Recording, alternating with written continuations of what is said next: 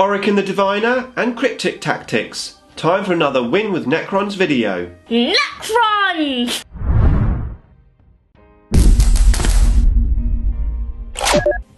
Nick speaking, and welcome to this video. Right, another Win with Necrons video, and in this one we're going to have a look at a Cryptic and Oricon the Diviner. Before that though, if you would like to keep up to date with the wonders of Warhammer 40k, then please give me a sub and hit the bell button so you don't miss an upload. Okay, so continuing on with the HQ choices, the Cryptic and Oricon. Now the Cryptic is probably the most talked about HQ choice for Necrons, so let's find out what it's all about and have a look at his stats. Okay, so the Cryptic can move 5 inches. It's got a weapon skill and a ballistic skill of 3+. It's got a strength and a toughness of 4, and it has 4 wounds. It's got 1 attack with leadership 10 and a 4+ save. Its faction keywords are Necrons and Dynasty. Its keywords are Character, Infantry and Cryptic. Okay, so that is his stats, and as you can see, nothing really that special. 4 wounds and a 4+ save. Having said that, he only comes in at 104 points, so reasonably cheap. Now he comes with a Staff of Light, which we talked about in the previous video, but that's pretty decent for sort of short range shooting at 12 inches, and also half decent in close combat. But the key to the Cryptic is his special abilities. So just like all of our characters, he has living metal, so he can regain wounds if he does get wounded.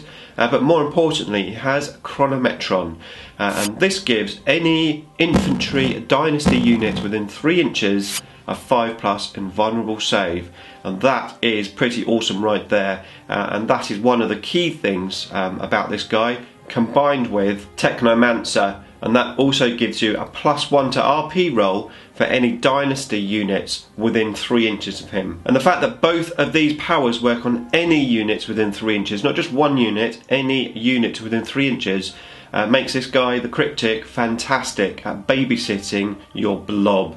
And if you had a couple of Cryptics spread out of your army, a 5+ invulnerable save, +1 to RP within your army, let's face it, that is awesome. And that's why the Cryptic has been the go-to choice for most people. So in terms of tactics, there's not too much else to say really. This guy is great at helping what is already the power of the Necrons, which is survivability. It's great at buffing that survivability. Now personally, I haven't really been using the Cryptic too much. And you're saying, well Nick, why is that? Well, the main reason is I'm finding that my Cryptic was being sniped out very easily by sniper guns. And with just 4 wounds on there, he was being taken out very quickly and very easily. So I generally use other HQ choices as opposed to the Cryptic.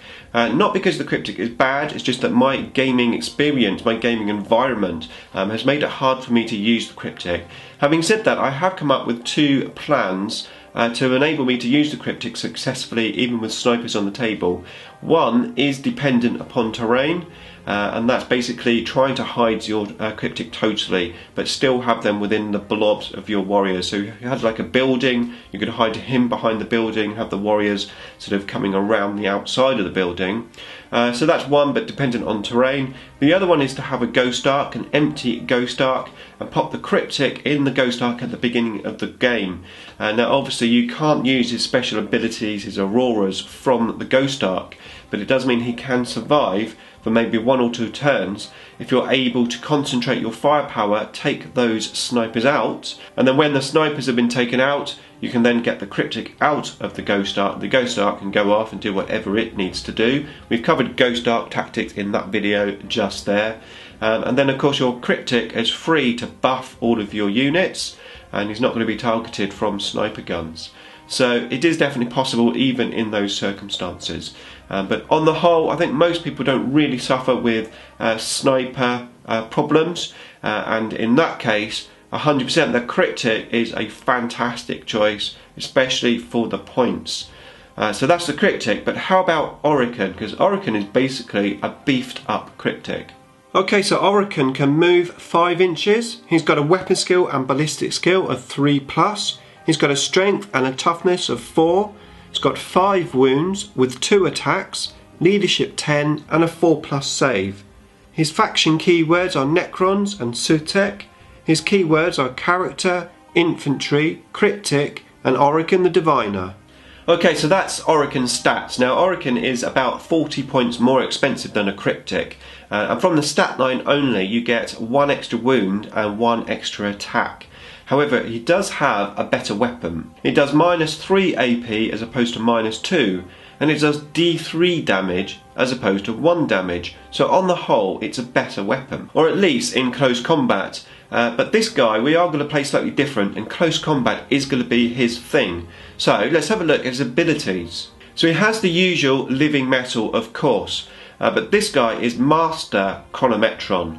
So that 5+ invulnerable save now has a bubble of 6 inches as opposed to 3 inches.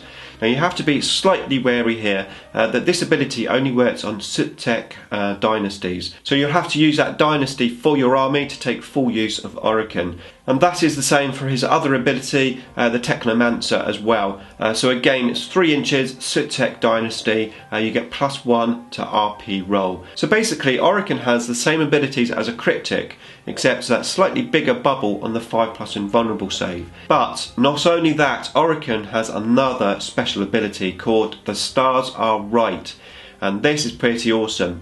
So at the start of each of the battle rounds, you roll a dice. If you roll lower than the battle round itself, so this can't happen on turn 1, this guy gets empowered, and that is pretty awesome. Basically makes him into a little mini Star Guard. So let's have a quick look at his Star Guard stats. Okay, so Orikan empowered can move 5 inches. He's got a weapon skill and ballistic skill of 2+. He's got a strength and a toughness of 7. He also has 7 wounds. He's got 4 attacks with leadership 10 and a 4+ save. So as you can see, when Orikan is empowered, he's a lot more powerful. Now the great thing is that this empowered ability lasts for the rest of the game.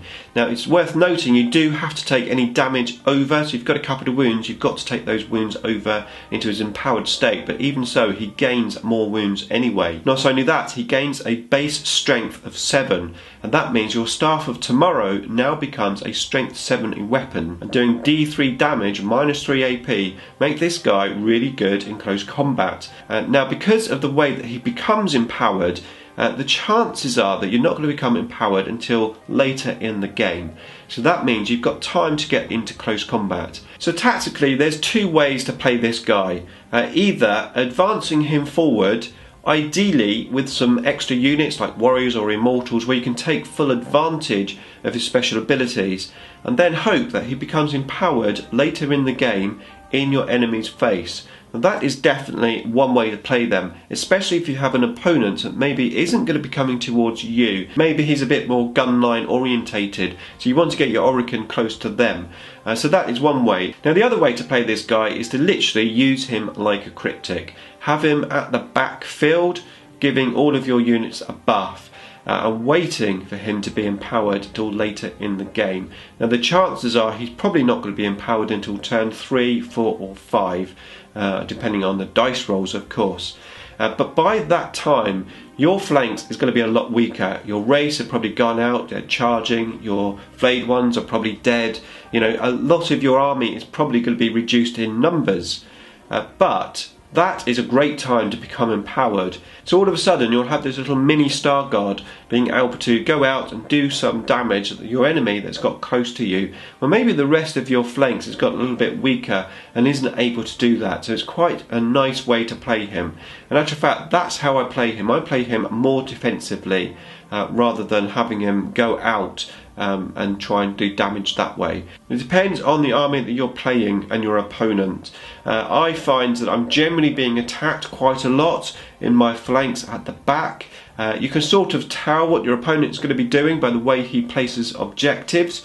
If he tends to place a lot of objectives over your side of the table, there's a good chance that he's coming over towards you. And that's probably then wise to keep Orikan at the back a little bit more. And as I said, if you've got a gunline army in front of you and you know he's not going to come towards you, well maybe that is the time then to push Orikan out forwards with the rest of your flanks. Now please feel free to write down in the comment section all of your tactics, your tips and your tricks for these 2 characters. Let's start sharing our ideas in the comments box below and continue the conversation. Beam me up!